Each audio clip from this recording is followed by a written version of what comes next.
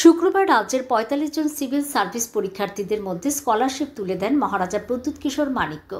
এদিন আগরতলাতে পরীক্ষার্থীদের হাতে নিজের বাবার নামে অর্থাৎ মহারাজা কিরিট বিক্রম মাণিক্য বাহাদুরের নামে এই স্কলারশিপ চালু করে তিনি সংবাদ মাধ্যমে জানান, এদিন থেকে তিনি তার বাবার নামে স্কলারশিপ চালু করেছেন। অনেক পরীক্ষার্থী এর জন্য আবেদন করেছিল, তার মধ্যে থেকে বাছাই করে এবছর এই ৪৫ জনের মধ্যে স্কলারশিপ বিতরণ করা হয়। এই কাজে টিটিএডিসি এবং একটি বেসরকারি শিক্ষা প্রতিষ্ঠান এগিয়ে এসেছে। মহারাজা জানান, এখানে কোনো রাজনীতি নয়, সমাজের উন্নতির জন্য যুবাদের মধ্যে থেকে তাদেরকে প্রশিক্ষণ দিয়ে যাতে ভবিষ্যতে সিভিল সার্ভিসে আনা যায়, সেই লক্ষ্যে এই পদক্ষেপ।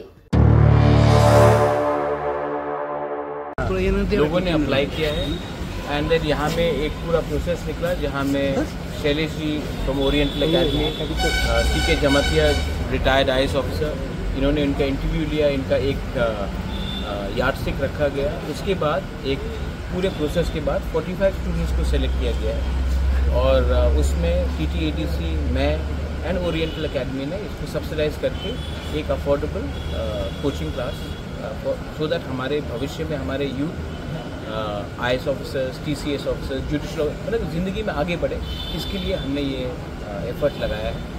और ये मैंने अपने पिताजी के नाम में मैंने ये स्कॉलरशिप का शुरुआत किया है, क्योंकि अगर त्रिपुरा में हम खुद के लोगों को IAS ऑफिसर्स, TCS ऑफिसर्स बनाएं तो हमारा स्टेट अच्छे रास्ते में जाएगा और आगे बढ़ेगा। हर चीज़ राजनीति में नहीं होता है, राजनीति से भी बड़ा समाज में अपने लोगों को उठाने से होता है। इसके लिए मैंने ये कोशिश की है।